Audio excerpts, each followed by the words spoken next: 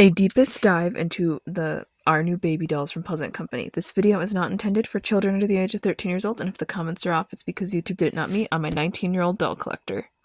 Hello, it's Tenny, and before you watch the rest of this video, I would like to ask you to participate in something we're doing called the Tenny Awards, an award show that highlights the best of AGTube, with multiple categories to nominate. If you would like to participate, I'm taking nominations until December 20th, 2024 at 12 p.m. Check out the description of this video for more information. Hello, and welcome back to my YouTube channel. Today's video is going to be kicking off post-December, where I post every day in the month of December and call it with a bit of a holiday theme. For this video, we are specifically discussing the Pleasant Company line, Our New Baby, the precursor to Bitty Baby. This one was never released under Mattel, so therefore never was an American Girl line under that marketing as American Girl. It never had that specifically attached. For some background, Our New Baby is the predecessor to Bitty Baby. It was launched in 1990 and retired in 1995 with the debut of Bitty Baby itself. The dolls were marketed as a way to get children of all ages, particularly young ones, to adjust to new, young baby siblings in the house. Dolls were advertised as gender neutral, unlike the later Bitty Babies, which are portrayed as male or female.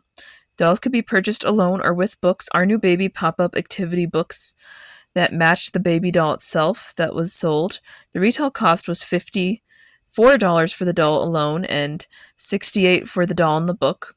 The dolls measured 15 inches in height and had same anatomy as the later Bitty Babies.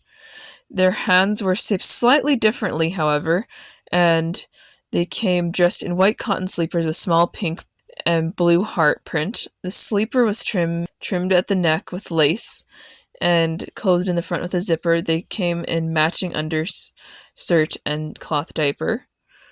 There were 3 dolls to start with. There was a Caucasian doll with blue eyes and blonde hair, an African American one with brown eyes, and an Asian one with brown eyes.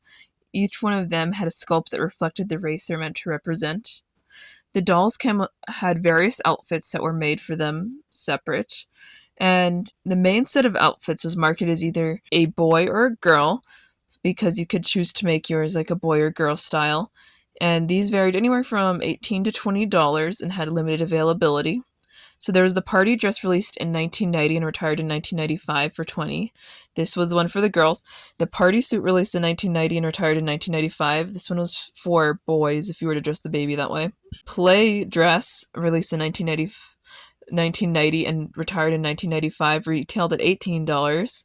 Overalls, which were the counterpart to this, in 1990 and retired in 1998, also $18. There was the knit release. This was released in 1992 and later retired. No specified date was given on the wiki.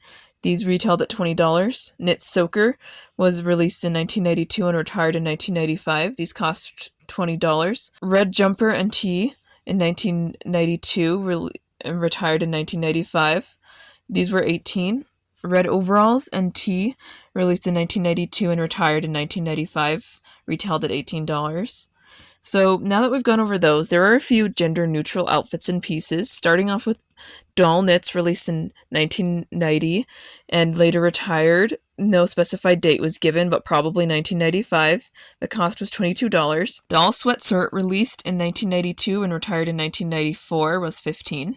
Eyelet Gown and Bonnet. Could not find when this was retired, but it was released, I think, in 1992. I'm assuming 1995 was the retirement date. Baby Susan Socks, released in 1990 and retired in 1995. The retail cost was $6. So there's various accessory sets, which ranged anywhere from $16 to $75, released between 1990 and 1993. First thing is the doll Bunting, released in 1990 and retired in 1995.